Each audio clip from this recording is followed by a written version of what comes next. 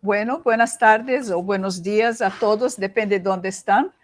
Es una gran alegría estar acá y tener dos grandes amigos y especialistas que van a hablar conosco sobre la optimización de la protección radiológica en cardiología intervencionista pediátrica, o PREPAR, un ejemplo para el mundo. Esta es una actividad que está promovida por REPROLAN. REPROLAN es la red latinoamericana de protección radiológica ocupacional, que está trabajando para la difusión de la protección radiológica en la región de América Latina y Caribe, y también para la armonización de los procedimientos de dosimetría, protección radiológica. Y entonces hoy tenemos el honor de tener como panelistas Dr. Walter Mosquera.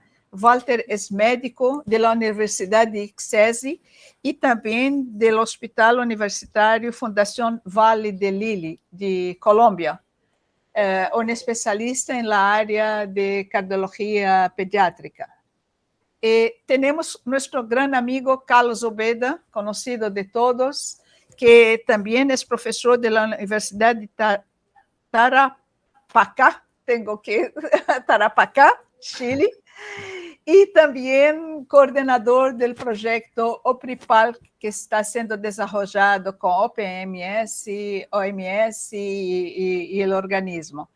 Entonces, inicialmente quiero agradecer mucho a ustedes por la disposición de estar acá con nosotros y paso la palabra para Carlos para que empecemos y se pueda discutir un poco el tema.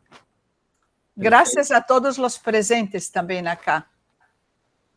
Perfecto, mi querida Helen. Muchas gracias por la invitación. De verdad estamos muy contentos junto a Walter, y ahí le voy a dar la palabra para que él también te pueda saludar, por esta invitación que tú nos haces de poder compartir un tema tan interesante, tan importante, donde nuestra región, es decir, nuestra América Latina y el Caribe, está siendo puntera en el mundo en desarrollar una temática que justamente es una necesidad a nivel global y que lo vamos a ir explicando justamente con el desarrollo de la presentación. Walter, por favor. Sí, muchas gracias, Helen. Estoy muy contento de estar aquí en esta conferencia, esta gran conferencia para toda la comunidad médica y toda la comunidad de la protección radiológica. Muchas gracias por la invitación y también muy contento de estar con el doctor Carlos Ubeda, el profesor Carlos Ubeda, aquí en esta conferencia. Perfecto, muchas gracias. Bueno, para comenzar hemos preparado una presentación donde la vamos a ir compartiendo obviamente con Walter, y después obviamente vamos a dejar un periodo para hacer las consultas, e independiente de aquello, la disposición para responder consultas posteriormente siempre va a estar tanto de parte de Walter como de parte mía.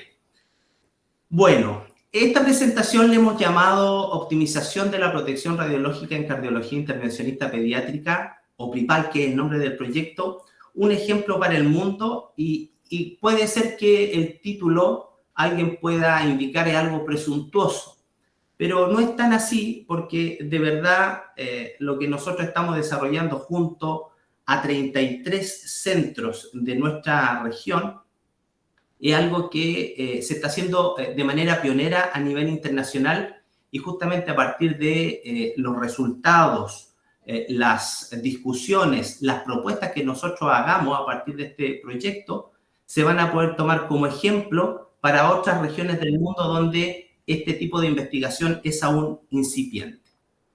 En cuanto a los contenidos de nuestra presentación, vamos a hablar de una introducción, vamos a comentar con ustedes cuáles son los objetivos, las actividades, los resultados esperados de OPRIPAL, y nos vamos a detener diría yo, en el producto más importante que pensamos va a tener OPRIPAL, que es un documento de consenso, donde justamente vamos a aprovechar toda la expertise de Walter como médico cardiólogo intervencionista para que nos pueda ilustrar sobre algo tan tan difícil de entender para aquellos que no somos médicos y que tiene que ver justamente con la nomenclatura, la clasificación de los procedimientos. También vamos a hablar algo de metodología para establecer DRL, estrategias para gestionar la dosis y finalmente vamos a terminar la presentación justamente con lo que nos va a compartir Walter, que tiene que ver con su propia experiencia en su servicio.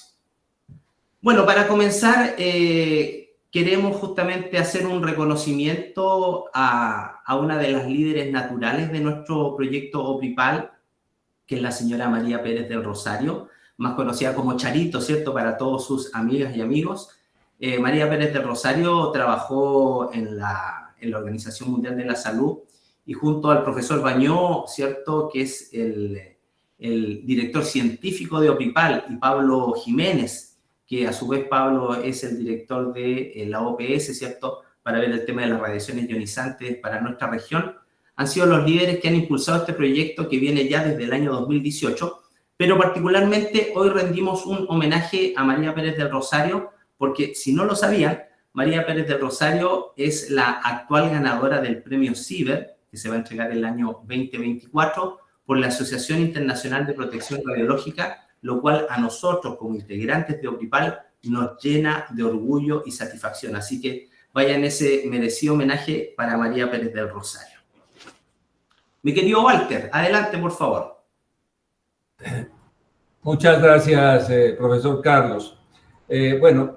¿Por qué nace OPIPAL? La verdad, OPIPAL nace como respuesta conjunta de la OPS, la OMS y el Organismo Internacional de Energía Atómica. Digamos que es una ajunta o fusiona los miembros para que se cumplan los requisitos de las normas básicas internacionales que hay en seguridad y protección de la América. Una cosa importante es que nosotros tenemos riesgos en radiación, por lo que los niños son más pequeños, menos pesos, y tenemos que tener en cuenta eso porque la cercanía que tienen estos pacientes por su peso, por su edad, con la radiación es mucho mayor y tienen mayor longevidad que los pacientes adultos. ¿Cuáles son los beneficios? Los beneficios básicamente es asegurar que las exposiciones de pacientes pediátricos sean las exposiciones lo más mínimo posible necesarias para lograr el objetivo de diagnosticar y hacer una intervención adecuada. Por favor, profesor, ¿podemos seguir? En los procedimientos de cateterismo en la cardiología pediátrica, pues es importante porque hemos tenido un rápido desarrollo en los últimos años. Nosotros, por ejemplo, lo hemos vivido, yo lo he vivido, yo ya tengo unos años en esto, y empezamos con un porcentaje, digamos, de un 60%, 70% en procedimientos diagnósticos y un 30% procedimientos terapéuticos. Hoy por hoy tenemos un porcentaje totalmente al revés. Tenemos casi 80-90% porcentaje de pacientes con intervención y un 20% de diagnóstico. Como decíamos, pasó a ser una herramienta importante y ha mejorado sustancialmente el pronóstico de las cardiopatías congénitas. Y como decía yo anteriormente, los niños son 3 a 6 veces más sensibles que los pacientes adultos y la esperanza de vida pues mucho más larga. Y los órganos se encuentran mucho más próximos a la fuente de radiación. Esto es lo importante de tener en cuenta, por eso los niños son más susceptibles. La siguiente, por favor, profesor. Le doy la palabra. Gracias, Walter. Bueno, ¿cómo nace OPIPAL? En realidad, Walter ya lo esbozó. OPIPAL surge por, en el fondo, una necesidad, ¿cierto?, en términos de poder ir cumpliendo las recomendaciones de diferentes también instituciones, organizaciones. En este caso, vemos que la UNSCEAR, en sus últimos informes, ha invitado a que la comunidad científica, la comunidad médica, pueda realizar estudios para conocer los niveles de radiación en procedimientos intervencionistas y particularmente en la población pediátrica. Asimismo, en las normas básicas internacionales, como todos ustedes saben, se invita justamente a poder avanzar en el estudio de las exposiciones médicas y enfocarnos específicamente en grupos de riesgo de pacientes.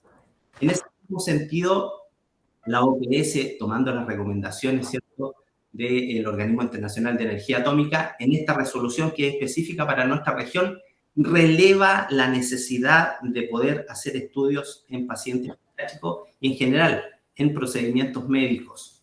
¿Para qué decir el llamado a la acción de Bonn, donde específicamente en su paleta número 2 o en su acción número 2 invita a el tema de la optimización, el establecimiento de niveles de referencia, etc.?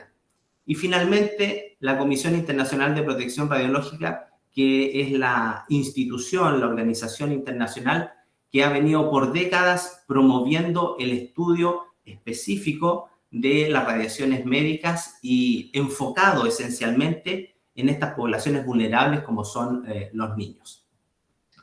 Ustedes saben que la Comisión Internacional de Protección Radiológica ya el año 2017 actualizó sus recomendaciones en torno a promover el uso de los niveles de referencia para diagnóstico como la principal herramienta de uso para la optimización de este tipo de procedimientos. Y en ese contexto también este es un fundamento de lo que nosotros estamos realizando en OPRIPAL. Pues bien, OPRIPAL, como lo dijo Walter, es un trabajo multidisciplinario que es dirigido desde la OMS, la OPS, con un apoyo fundamental, crucial, del Organismo Internacional de Energía Atómica, donde estas tres instituciones le han dado el sostén científico y económico para llevar adelante esta propuesta que busca que los países miembros de la región puedan cumplir justamente estos requisitos de las normas básicas de exposición. ¿Cuáles son los objetivos que nosotros nos hemos planteado en OPRIPAL? Rápidamente. Lo primero, de manera general, poder promover una cultura de seguridad radiológica, específicamente en procedimientos de intervencionismo en nuestra región. Asimismo, nosotros queremos mejorar la seguridad radiológica y la calidad de estos procedimientos en cada uno de los centros participantes. En esa misma línea, hemos querido definir estrategias de optimización basadas fundamentalmente en la recolección de datos de dosis a paciente, es decir, poder promover una metodología y el establecimiento de los niveles de referencia para diagnóstico. Y finalmente, como objetivo, nos hemos trazado el poder producir un documento de consenso que ya está muy avanzado, que permita consensuar, que permita resumir en un solo texto aquellas recomendaciones, no tanto aquellas recomendaciones clásicas que vienen, ¿cierto?, de los textos de las propias organizaciones como la ICRP, el Organismo Internacional de Energía Atómica, sino más bien poder recoger aquellas experiencias prácticas, aquellas experiencias que son propias de cada uno de los centros que están participando, y ese, creo yo, es uno de los valores más importantes de este documento de consenso. En relación a las actividades que nosotros hemos propuesto en OPRIPAL, hemos diseñado y distribuido cuestionarios iniciales y una serie de cuestionarios a lo largo de estos 5 años que ya el proyecto está trabajando.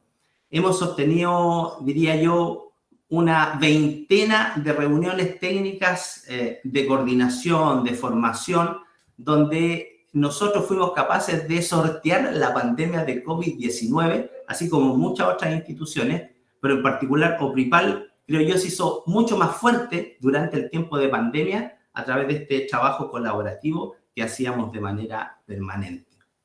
También como actividad, nosotros nos hemos planteado diseñar un programa básico de control de calidad para el equipamiento y también definir esta metodología de colección de datos de dosis. Y finalmente, esta recopilación, análisis y procesamiento centralizado de estos DRL que decimos preliminares, pero afortunadamente ya tenemos una casuística muy importante que nos permite entregar resultados muy sólidos que sin duda van a servir como punto de comparación para aquellos centros, para aquellas ciudades, para aquellos países que no tengan estos valores de dosis. También dentro de las actividades están las reuniones técnicas que han sido permanentes en el tiempo. También me gustaría añadir que estas reuniones técnicas no solo se han limitado al trabajo virtual a través de Zoom o Meet, que son las plataformas tradicionales, sino que más bien hemos generado un trabajo colaborativo a través de WhatsApp. Los correos electrónicos han sido fundamentales, pero finalmente lo que, diría yo, ha marcado el éxito de OPIPAL es el interés, la voluntad, la disposición, las ganas que le han puesto cada uno de los colegas en los 33 centros que están participando de esta actividad. Y por último, el diseño de un plan de seguimiento de los centros que reporten datos más altos de dosis a paciente, de manera tal de poder hacer una corrección en aquellas situaciones.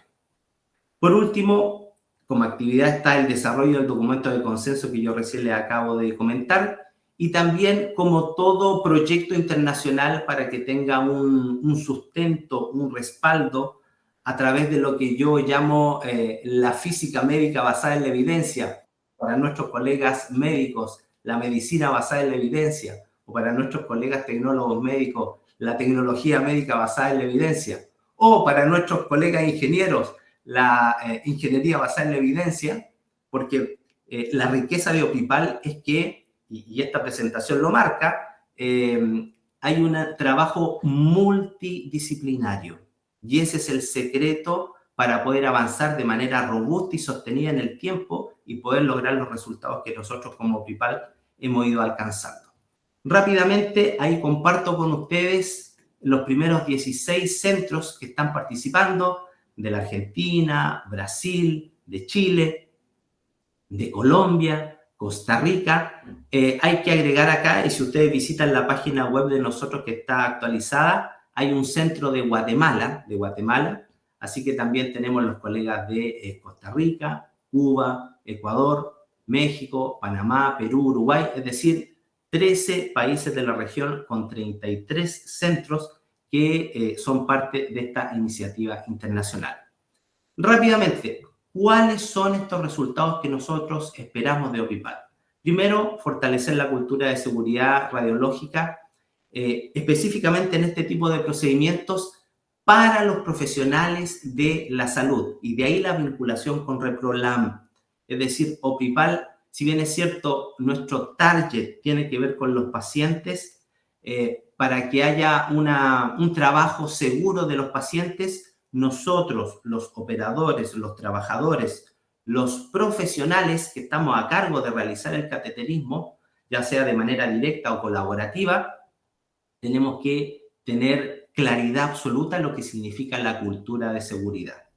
Asimismo, como resultado esperado, nosotros vamos a plantear una metodología compartida para la evaluación de los equipos, y en ese sentido, acá destaco el trabajo que lideró Helen Cowrie justamente en el desarrollo del documento TECDOC 1958, que es una actualización de un protocolo de control de calidad que dentro de sus capítulos generó justamente pruebas específicas para los angiógrafos, pruebas específicas para los equipos de hemodinamia, y nosotros, obviamente, como corresponde, hemos tomado como referencia aquel documento para que sea en el fondo el documento a revisar, el documento que se utilice en cada uno de los centros de nuestra región para llevar adelante esta metodología de evaluación de equipamiento. También como resultados hemos implementado nosotros programas de optimización de los procedimientos basados en este consenso regional, y en ese sentido, para poder generar estos procesos de optimización, necesitábamos nosotros un parámetro, un punto de comparación, unos valores de dosis. Y eso es lo que nosotros a través de los DRL que hemos estado proponiendo y que vamos a seguir proponiendo para la región, clasificados siempre en procedimientos diagnósticos terapéuticos, que igual te lo va a explicar muy bien, y clasificados a su vez por rangos de edad y peso, van a ser en el fondo el punto de comparación para que los centros comiencen sus procesos de optimización. En ese sentido, también como resultado, nosotros queremos proponer auditorías clínicas para poder implementar acciones correctivas en algunos de aquellos centros, y obviamente como resultado es fundamental la diseminación de los resultados, participando en actividades científicas, congresos, seminarios, webinarios como estos, de manera tal que la difusión de lo que nosotros hemos hecho y hemos alcanzado en OPIPAL pueda ser escuchado por la mayor cantidad de personas en nuestra región. Bueno, y acá está nuestro documento de consenso, este texto, que es un texto que estamos afinando, un grupo de colegas de OPIPAL lo está afinando, y acá nosotros pretendemos plasmar todas aquellas recomendaciones que le puedan servir como una guía, como un documento de consulta, y como lo conversábamos con mi amiga Patricia Ascurra, licenciada en bioimágenes de la Argentina, del Hospital Italiano, una colega muy activa en el ámbito del intervencionismo. Lo importante acá es que este documento les sirva a los colegas que están en la sala de cateterismo, más que sea un documento que se vaya a guardar en alguna biblioteca. No. La idea es que este documento pueda estar en la sala y pueda ser de consulta permanente para los médicos, para los tecnólogos, para los físicos médicos, para las y los enfermeros, para los ingenieros, para los técnicos de servicio. En el fondo, que sea ese texto donde uno recurra cuando quiera saber cómo hacer las cosas con mayor seguridad y calidad, particularmente en los procedimientos de intervencionismo cardiológico pediátrico. Pero bueno, como este documento es muy largo, nosotros en esta presentación junto a Walter vamos a conversar de 3 tópicos. El primero de ellos tiene que ver con la nomenclatura y clasificación de los procedimientos de cardiología intervencionista, un tema que siempre ha sido, al menos para mí, y lo que yo he conversado con los colegas que no somos médicos, es una caja de Pandora, ¿cierto? El poder entender estos procedimientos. Posteriormente yo les voy a hablar sobre la metodología para establecer los DRL y finalmente vamos a hablar de algunas estrategias para gestionar la dosis de radiación. Profesor, por favor. Muchas gracias, profesor Úbeda. Pues hombre, siguiendo con la idea que plasma el profesor Úbeda, en realidad es importante lo que es cateterismo cardíaco pediátrico, poderlo clasificar. Nosotros, una de las propuestas que tenemos, y lo vamos a discutir después para el consenso, es cateterismo cardíaco pediátrico diagnóstico simple y complejo. Cuando nos referimos al cateterismo cardíaco pediátrico diagnóstico simple, estamos hablando de cateterismo que solamente vamos a hacer hemodinamia, una evaluación hemodinámica en pacientes que no son cardiópatas o en cardiopatías simples. Y cardiopatías complejas, o sea, cateterismo cardíaco pediátrico diagnóstico complejo, son pacientes, por ejemplo, atresia pulmonar con CIB y colaterales, donde tenemos que evaluar colaterales, segmentos pulmonares, y nos lleva más tiempo de radiación, más tiempo de fluoroscopia. Entonces, o ventrículos únicos, bastante importante. Entonces, esa es una clasificación. Y luego los cateterismos cardíaco pediátrico terapéuticos que tienen que ver con cierre de comunicación interauricular, cierre de comunicación interventricular, cierre de ductus arterioso, tratamiento de coartación, colocación de válvulas pulmonares, etc. O sea, eso sería más o menos la clasificación o la propuesta que estamos planteando. Por favor, profesor. En la comunicación interauricular, por ejemplo, tenemos que es una cardiopatía muy común, una de las más comunes. Es una cardiopatía en la cual el paciente está sintomático, tiene muy poco riesgo de hipertensión pulmonar. Se empezaron a cerrar por cateterismo, antes se hacían cirugías abiertas desde 1990 y utilizamos dispositivos autocentrables, por ejemplo, la Amplatzer, los cuales los utilizamos bastante nosotros, de Occlutet, de Figula y Seraflex. Y los no autocentrables también de Amplatzer, Occlutet y Seraflex. Por favor, profesor. Esto es, digamos, la forma como nosotros afrontamos estos pacientes, hacemos el procedimiento, estudio anatómico de la comunicación interauricular, por ecotraje esofágico, canalizamos una vena femoral, colocamos heparina, cruzamos la CIA con catéter diagnóstico, hacemos medición del defecto por imagen escogemos el dispositivo, desplegamos el dispositivo, cerramos la CIA. Y luego comprobamos la posición por transesofágico del dispositivo, hacemos unos test en el procedimiento y lo dejamos. Por favor, profesor. Luego tenemos la comunicación interventricular, tenemos el 20% de los casos, es la más frecuente. Se cierran las comunicaciones musculares y las perimembranosas. Hoy por hoy, algunas comunicaciones interinfundibulares se cierran, pero básicamente las perimembranosas y las musculares son las que más cerramos. Pero hay una cosa importante, necesita que entre el borde de la comunicación y la válvula aórtica haya por lo menos 4 milímetros de diferencia para que el dispositivo no dañe la válvula aórtica. Varios dispositivos, como decimos, Amplatzer, NIT o CLUD, que lo hemos utilizado nosotros. Por favor, profesor. Y este es el esquema de cómo nosotros hacemos el procedimiento. Estudio anatómico de la comunicación interventricular por estudio transesofágico, introductor a la vena femoral, por heparina. Esta cierre se puede hacer vía anterógrada por la arteria, vía rápida, o se puede hacer por vía femoral, vía retrógrada por la arteria, vía anterógrada por la vena femoral. Cruzamos la CIB con catéter diagnóstico, hacemos la medición, datos hemodinámicos, elegimos el dispositivo, canalizamos el defecto, luego desplegamos el dispositivo y comprobamos que el dispositivo esté bien ubicado y luego soltamos el dispositivo. Por favor, profesor, la próxima. El cierre de ductus arterioso es el 10% de las cardiopatías, también las cerramos, lo cerramos. Se están cerrando en pacientes, en recién nacidos prematuros ya estos ductus. Acordémonos que es una estructura vascular fetal normal que se contrae y cierra funcionalmente solo. Si no lo hace, esto lleva a sobrecarga de volumen, mayor riesgo de arteritis. Por eso a veces hay que cerrarlo vía endovascular o vía quirúrgica si no se puede. El éxito es muy grande y los ductus menores de 3 milímetros le ponemos coil, un dispositivo especial, y los mayores de 3 milímetros hasta menores de 12 le podemos colocar un Amplatzer o otro dispositivo que esté en el mercado. La próxima, por favor, profesor. Perdón.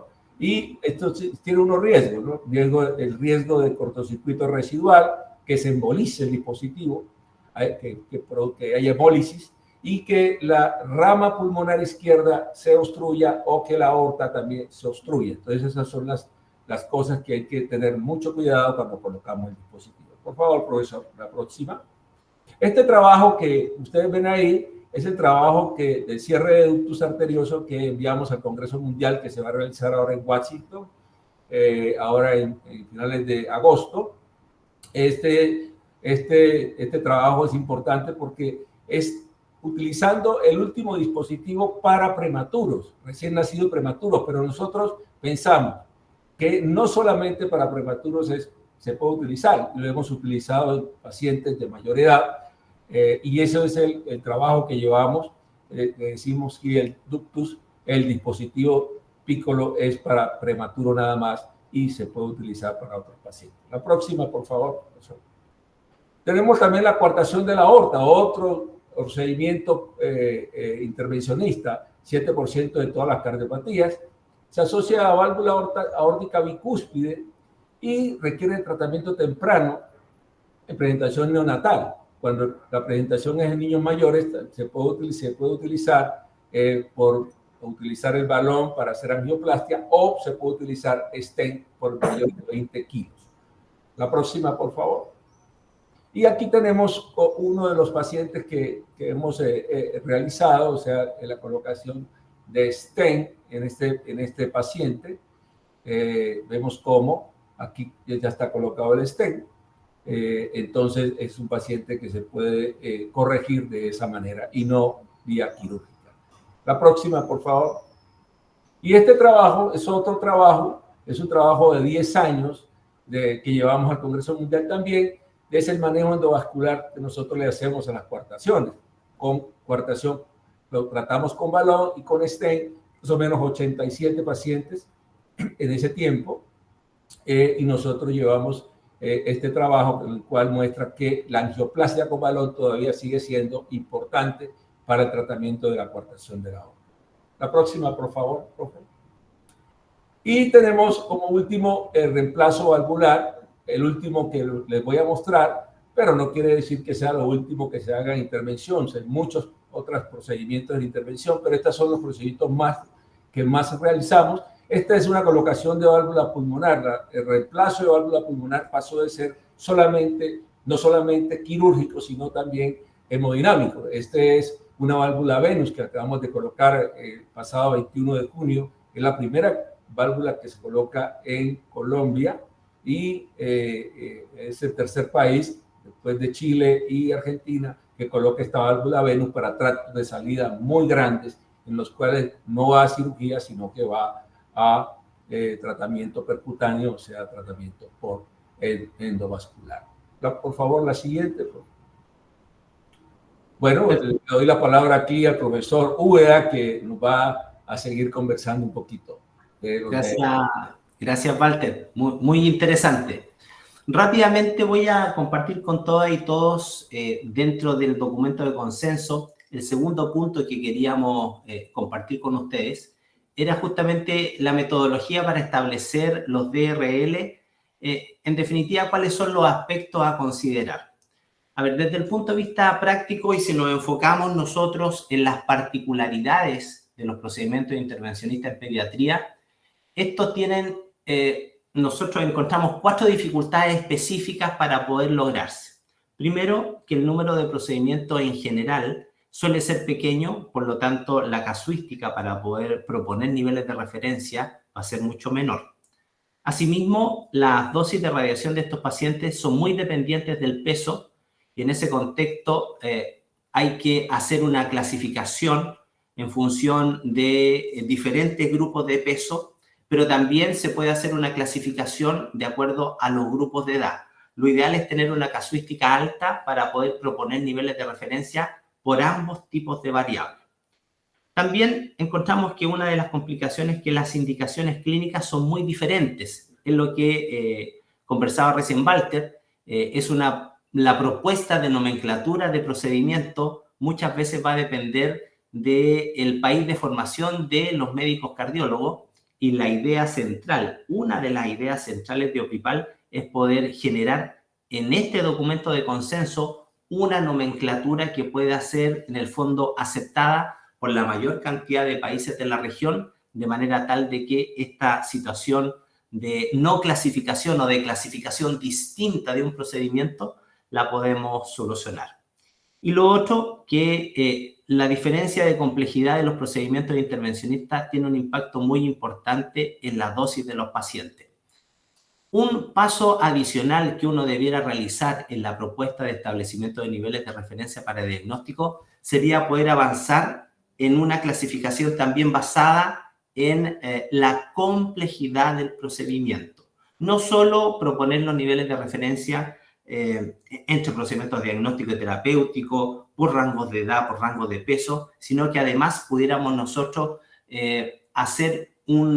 considerar un factor que permita entender por qué ciertos procedimientos per se van a ser mucho más irradiantes que otros, y eso está dado fundamentalmente por definir estos criterios de complejidad.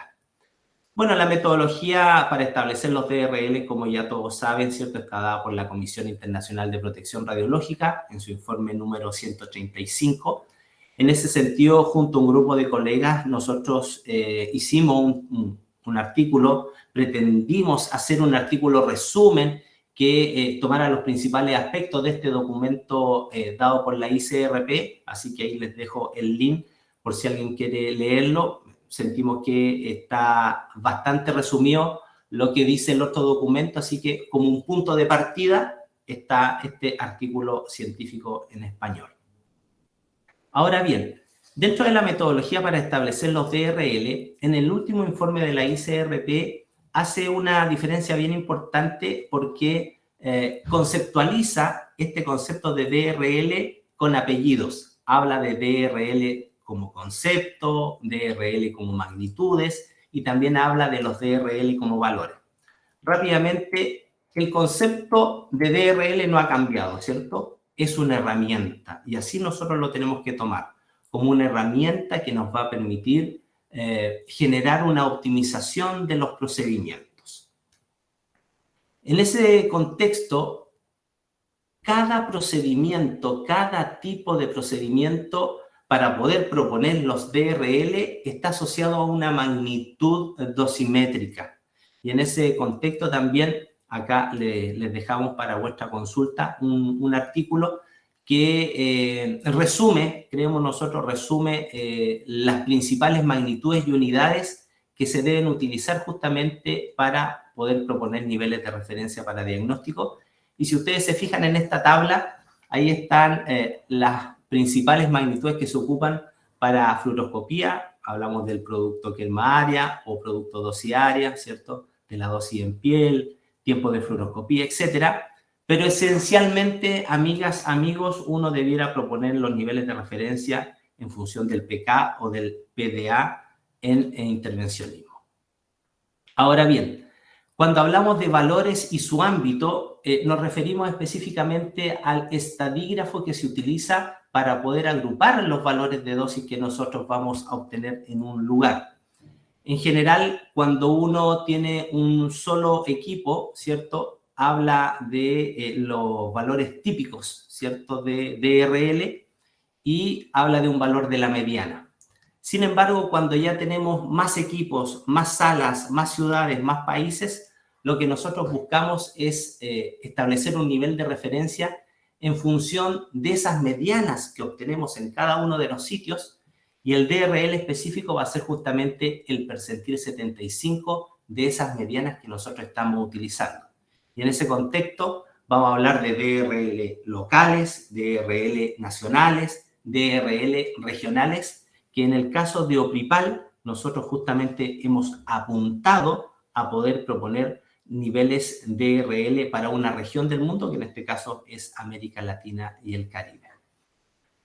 Ahora bien, la metodología diría yo que está bastante resumida en este paper que salió el año pasado, que son los primeros valores de DRL propuestos desde OPRIPAL, son valores iniciales, con una casuística que fue bastante menor, cerca de los 1000 procedimientos, y en este momento actualizada la base de datos que tenemos en OPRIPAL, iremos en los 2600 procedimientos, así que obviamente la fidelidad, ¿cierto?, de las propuestas de DRL que vamos a hacer a posteriori van a ser mucho más robustas, estadísticamente hablando, que las que proponemos en este paper. Sin embargo, este paper es lo que existe actualmente como punto de comparación para que ustedes en sus centros puedan hacer una evaluación de cómo están trabajando en relación a este trabajo que compara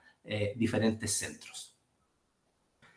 Finalmente, dentro del documento de consenso que conversábamos con Walter y que queríamos compartir con ustedes, hay una parte que habla de las estrategias para gestionar la dosis de radiación, y en ese contexto acá les dejamos otro artículo científico donde hablamos de recomendaciones para mejorar la seguridad radiológica durante los procedimientos de cardiología intervencionista o de intervencionismo cardiológico, pero que es aplicable obviamente a la pediatría. Y la relevancia de este paper es que no solo abarca ámbitos sobre la seguridad del paciente, sino que también del staff, ¿ya? Así que ahí les dejo el link. Y este artículo toca 5 grandes temas. Habla de un programa de protección radiológica, de entrenamiento, educación para el personal, monitoreo de la radiación y dosímetro, blindaje y elementos de protección, y estrategias para gestionar la dosis de radiación. Y por una cuestión de tiempo, obviamente, nos vamos a centrar en esta última parte del paper que habla de las estrategias para gestionar la dosis de radiación. Pues bien, en este documento de consenso nosotros hemos propuesto, así como lo propuso la ICRP, ¿cierto?, que nosotros debiéramos fijarnos en 3 momentos del procedimiento. para poder gestionar la dosis de radiación.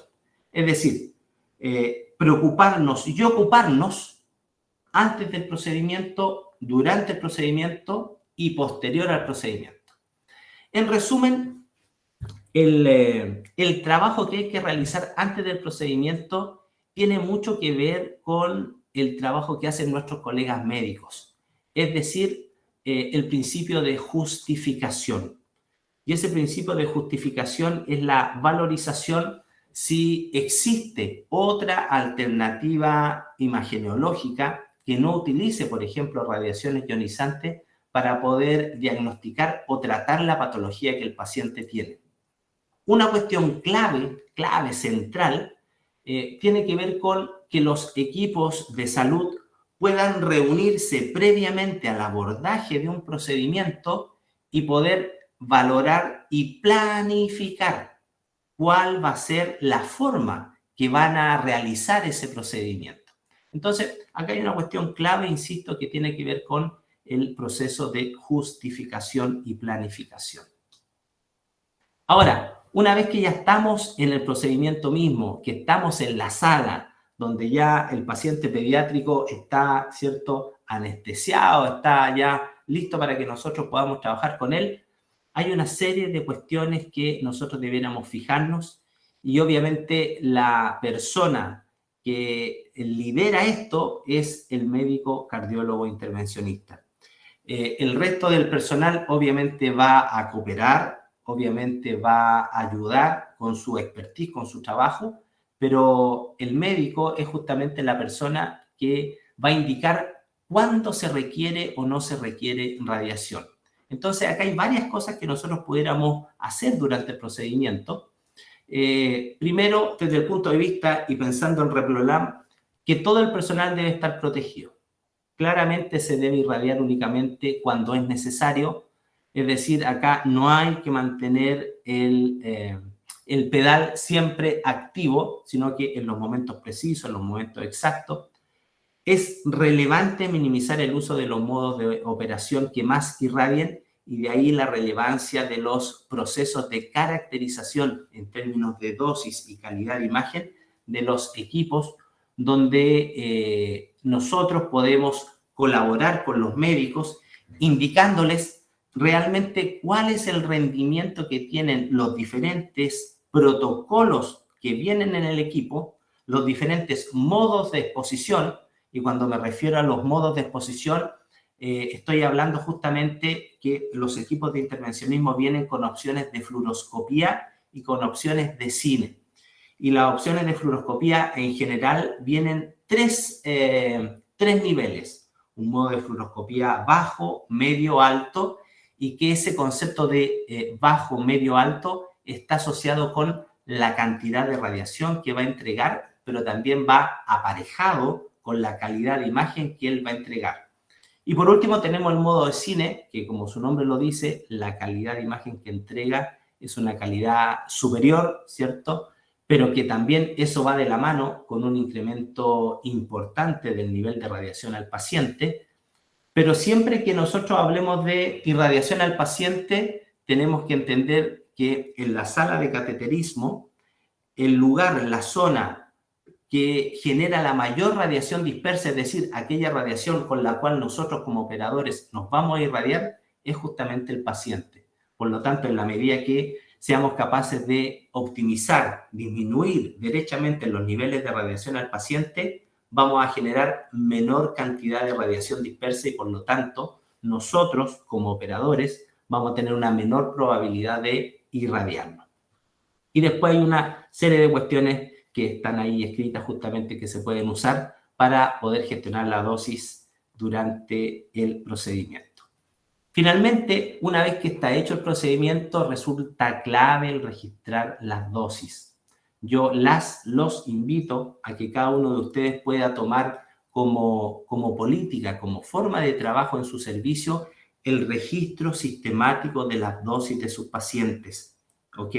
Junto con las dosis, los actuales informes de dosis, los famosos informes estructurados de dosis, te vienen con el detalle de cada uno de los eventos de radiación. Cuando me refiero a este concepto de eventos de radiación. Me refiero específicamente a cada una de las veces que se apretó el pedal y fue a través de una serie de fluoroscopía o una serie de cine que se hizo este tipo de irradiación.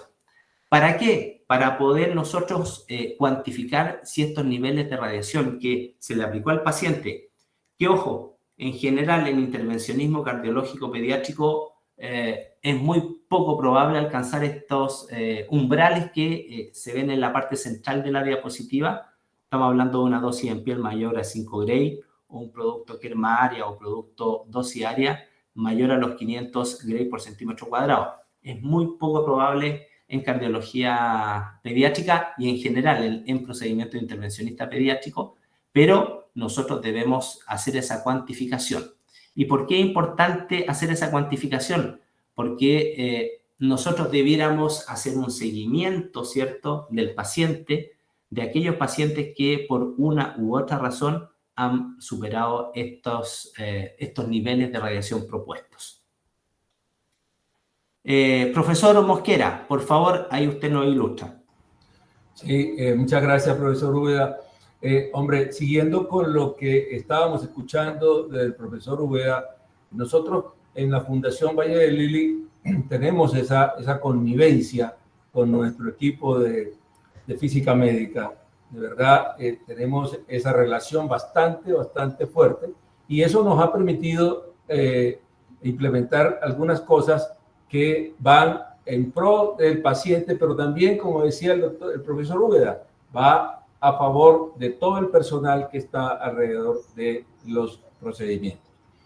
Por ejemplo, la implementación de herramienta automatizada para gestión de datos en tiempo real. Nosotros en nuestras salas, nosotros estamos estrenando salas este año, tres salas nuevas con equipos biplano y equipos que tienen unas funciones bastante buenas. Y tenemos evaluación de la radiación de cada sala.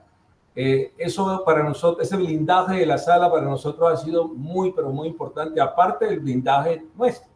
Eso ha sido fundamental. Por ejemplo, la actualización de sistemas fluoroscópicos con el sistema biplano.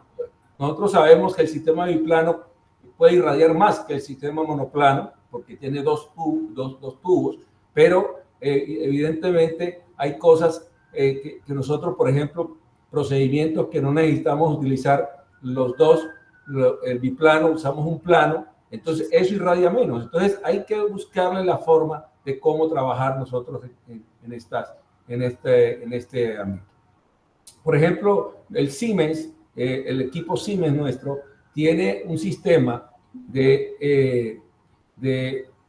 sistema de captación de imágenes y imagen de referencia que nos ha permitido hacer que nosotros podamos trabajar con menos tiempo, hacer los procedimientos con menos tiempo de fluoroscopia, menos radiación para el paciente y para nosotros. Eso para nosotros ha sido fundamental. Protocolos de adquisición específicos para cardiología pediátrica, eso también nos ha permitido nosotros bajar el tiempo de radiación, bajar la cantidad de radiación que nosotros podemos obtener. Y la supervisión oficial de protección radiológica, el control de calidad es fundamental. Mensualmente se hace control de calidad en nuestro centro. Entonces, en algo que para nosotros creemos que es fundamental, y lo dijo el profesor Úbeda y estamos totalmente de acuerdo, es que haya una connivencia entre física médica y los intervencionistas que somos nosotros. Eso es fundamental, que haya un trabajo en equipo y que nosotros tratamos de que cada día sea eso de trabajo en equipo sea mucho mejor, porque así vamos a beneficiar a nuestros pacientes y nos vamos a beneficiar nosotros también. Profesor Úbeda, por favor. Gracias, Walter. Bueno, para ir finalizando esta presentación conjunta con el doctor Mosquera, quiero compartir una de las imágenes con parte del grupo de OPIPAL. Son mucho más colegas. Agradecer a cada uno de ellos por su trabajo, por su tiempo, por su dedicación, por su compromiso justamente con esta iniciativa que es una iniciativa de ventanilla abierta. Eso es súper importante entenderlo. Nosotros ahora como OPIPAL en el mes de octubre vamos a tener nuestra reunión final, ¿cierto?, que se va a desarrollar en San José de Costa Rica, gracias justamente al apoyo de la Agencia Internacional de Energía Atómica. Agradecer al doctor Alejandro Nader, que es el oficial técnico para nuestra región, y obviamente al señor Raúl Ramírez, que es el jefe de cooperación técnica para América Latina y el Caribe. Y en ese sentido, en ese trabajo vamos a poder plasmar y cerrar varias de las ideas que nosotros hemos estado desarrollando, pero tenemos la motivación de que OPIPAL va a seguir adelante, porque se ha creado una mística, un trabajo colaborativo entre médicos, físicos, tecnólogos médicos, ingenieros, de verdad un trabajo multidisciplinario que da cuenta de lo que es la protección radiológica en medicina.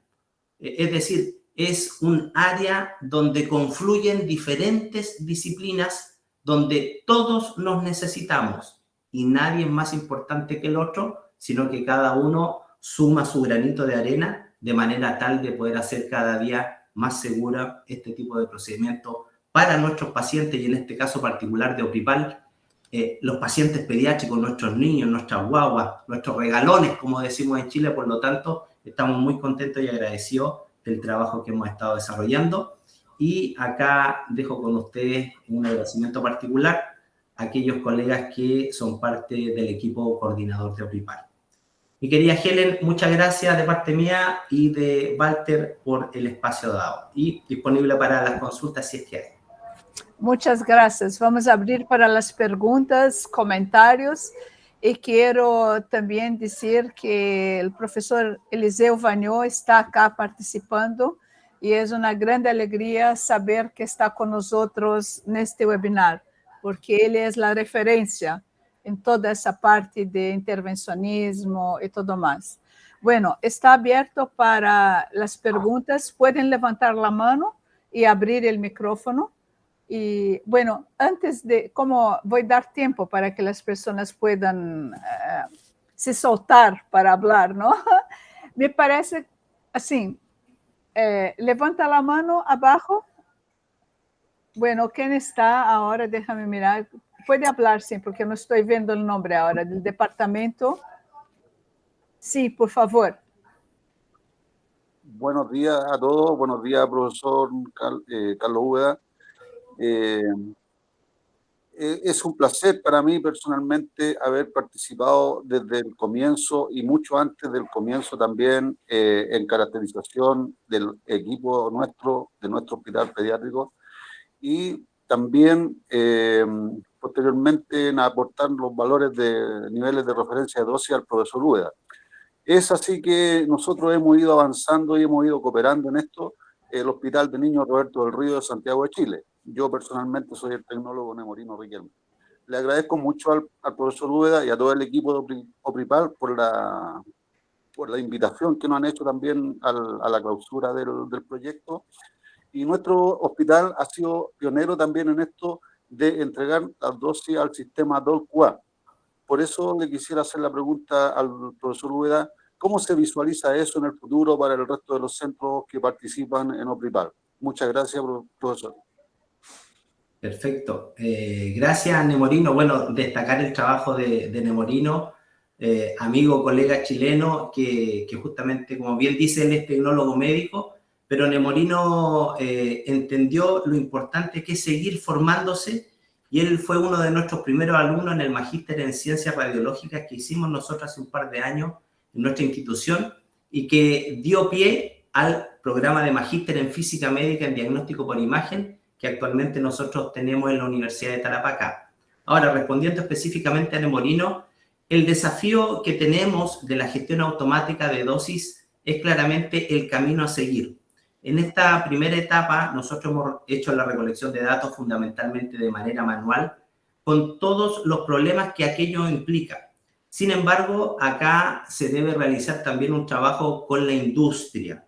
¿Por qué? Porque para nosotros poder gestionar de manera automática las dosis, y acá quiero hacer un paréntesis, y agradecer justamente a los colegas del Hospital San Carlos de Madrid, que gracias a la gestión del profesor Eliseo Bañó, ¿cierto?, hicieron un convenio con la OMS para poder ceder gratuitamente su sistema de gestión de dosis Tolcua, que es un programa de gestión de dosis que se viene trabajando por décadas, y ellos lo cedieron justamente a OPIPAL. Para poder lograr eso, necesariamente nosotros requerimos que los informes de dosis se entreguen de manera estructurada. Y al menos en la experiencia que nosotros tenemos en América Latina, desafortunadamente estas opciones de informe de estructurado de dosis no vienen por defecto en la compra de un equipo, sino que las compañías lo dan como una opción adicional en la cual se tiene que hacer un pago muchas veces. Por lo tanto, ahí hay un trabajo que se debe realizar de manera tal de poder liberar esta opción para hacer la recolección de datos a través de los informes estructurados. Nosotros desde OPIPAL estamos absolutamente disponibles para poder incorporar a todos los centros que quieran tener instalado de manera gratuita Dolcua. Estamos abiertos a hacerlo. Sin embargo, también requerimos que de parte de ellos puedan gestionar con sus casas comerciales esta liberación de los informes de dosis de manera estructurada.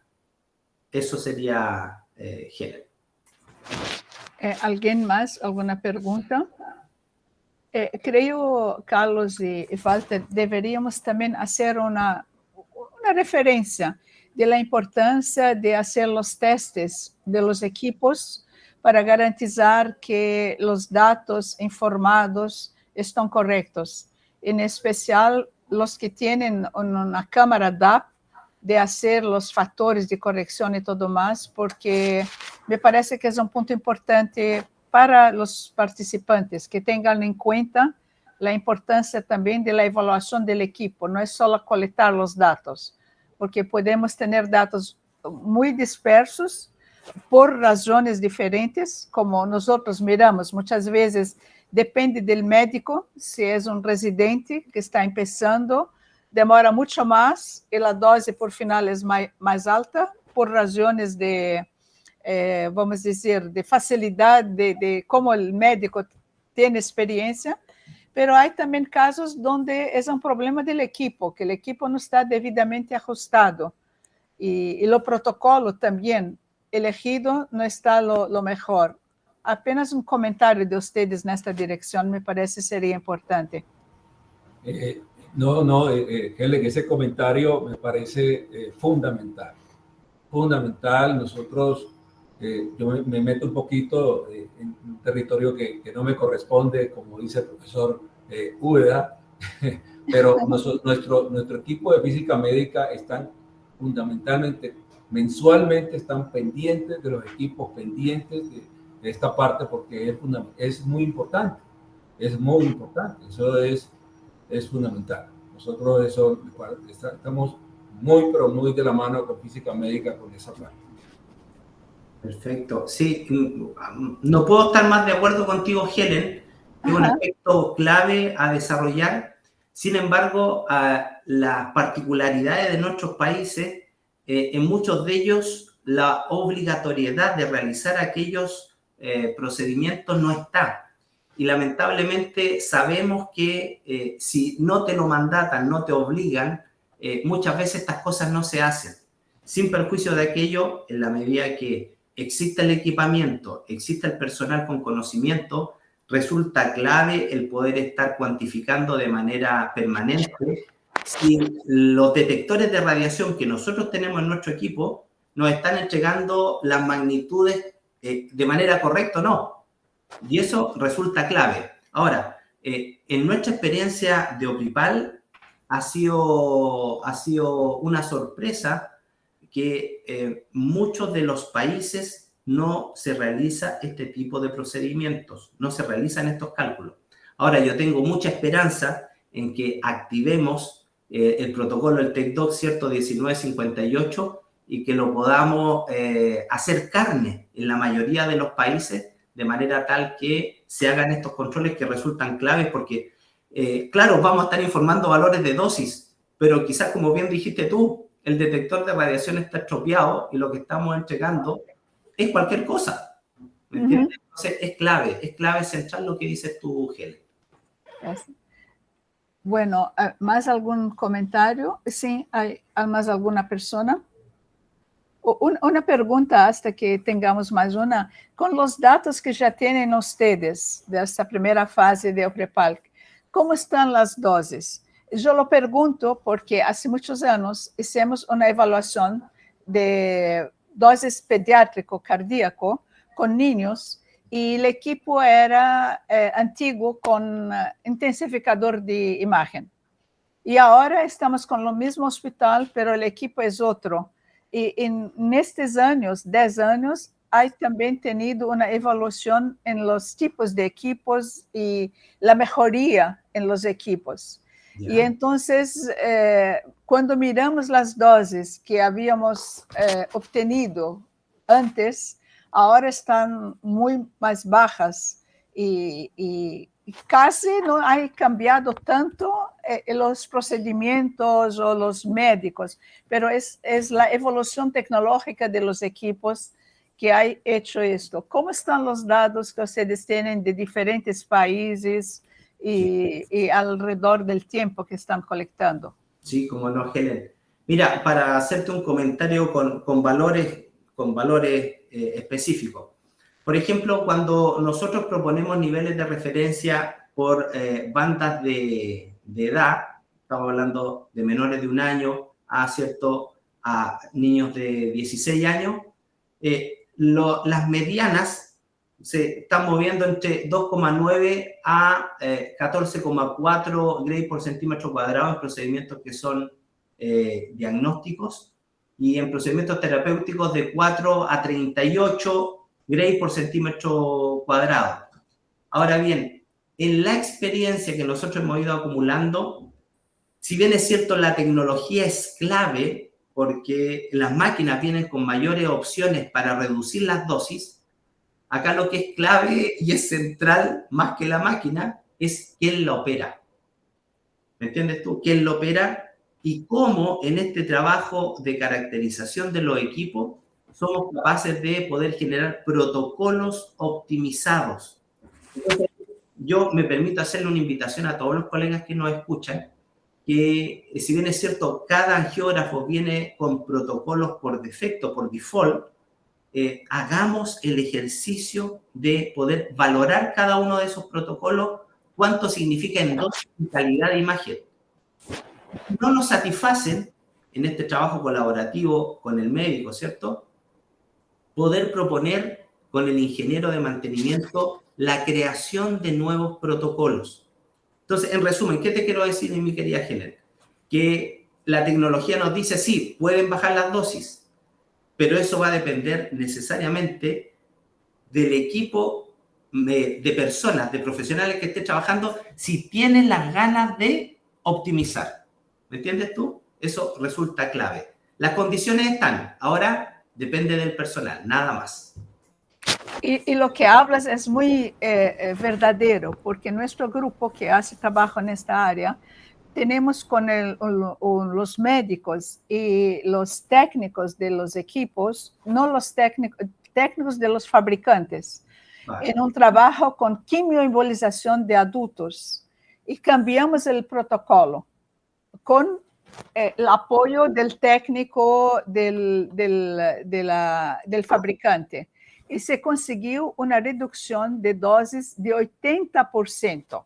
Wow. Mira, eso tenemos una publicación hecha en Radiation Protection Dosimetry, y lo que es muy importante, se cambió algunas cosas, la calidad de imagen no está tan linda, pero no es necesario. Se puede mirar el stent, eso es lo que el médico necesita, no está haciendo diagnóstico acá, está haciendo un procedimiento. Y con eso se redució casi 80% en el paciente y en el más importante también, el operador, el médico. Y esta comunicación con los técnicos de los fabricantes es fundamental. Con certeza es un camino que estoy hablando para nuestros colegas físicos que están acá, que debemos percorrer para optimizar, porque más que medir las dosis, es necesario hacer algo para cambiar. ¿Dónde entra Reprolan? Lo que queremos por Reprolan es difundir esos procedimientos y contribuir para estas optimizaciones. Era solo un comentario. Sí. Y No, Aneli, sí, perdón, Walter, por favor. Perdón, quería hacer un comentario muy corto. En eso estoy totalmente de acuerdo, en consonancia con lo que están diciendo.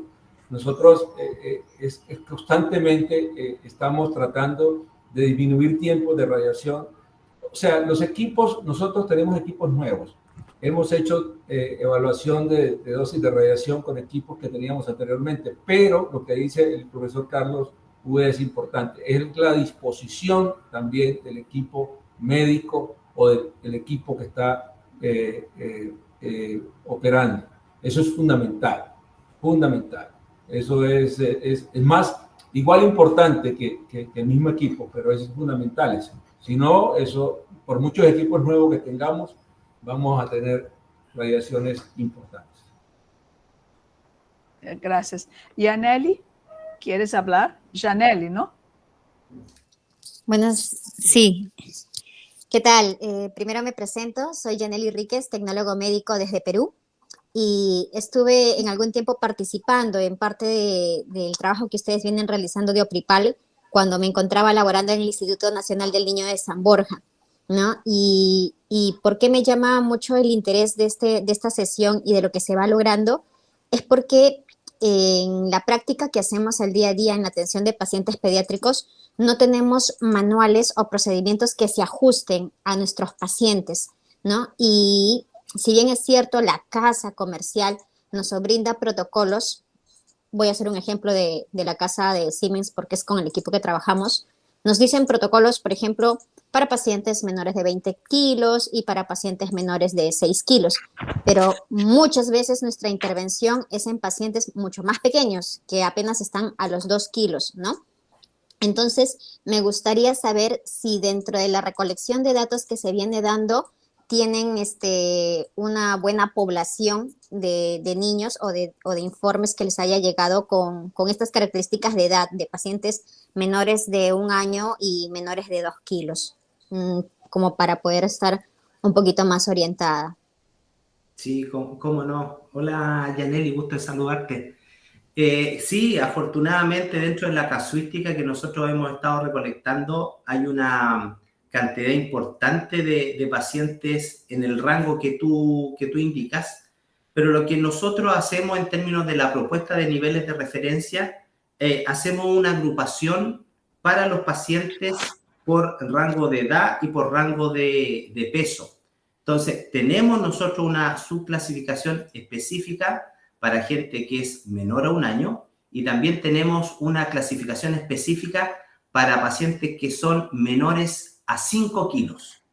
¿Me entiendes tú? Entonces, ahí hay un dato importante que pudiera servirte a ti como punto de comparación para ver los niveles de radiación que ustedes están aplicando en vuestro centro y compararlo con ese nivel de radiación.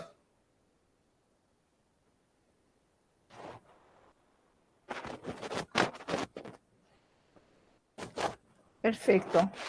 Bueno, no hay más preguntas o comentarios y ya estamos a 1 hora y poco del inicio. Me parece que podemos terminar, encerrar y más una vez agradecer a Carlos Ubeda, a Dr. Walter por la disposición de compartir. Hay alguien que levantó la mano, Departamento de Manejología TecMed. Sí, pueden hablar. ¿Quién está con la mano? ¿Quién quiere hablar? Departamento de Tecnología TecMed? No, no es. No. Oye, Fue ¿sí? un error, no, ya había participado en la pregunta. Muchas gracias. Ok, muchas gracias. Bueno, quiero agradecer la presencia de todos, en especial también al profesor Vagnó, que nos honra acá. Profesor Vagnó, ¿quieres comentar algo, hablar algo, añadir algo? Porque siempre tu participación es fundamental y es una alegría para nosotros. Gracias, Helen. Nada en particular, simplemente algo muy corto al comentario que hizo Nemorino con respecto a la utilización del DOLCUA, yo creo que el hospital vuestro, el Hospital Roberto del Río, es el primero que ha tenido la experiencia de utilizar un sistema automático de gestión de dosis y quizás podríais aprovechar la oportunidad ahora en los próximos congresos y con la ayuda de Carlos y la nuestra, si necesitáis, para presentar en alguno de los congresos las ventajas de explotar esos datos a los pacientes y los datos de los procedimientos dentro de ese sistema automático, el que exista un sistema ligado a los datos del hospital que pueda generar alertas diciendo habéis tenido en la última semana o el último mes 2 o 3 pacientes con una dosis un poco más altas que el nivel de referencia o significativamente más alto. También puede ser una información muy útil para cuando se avance en la evaluación de la complejidad de los procedimientos en las dosis.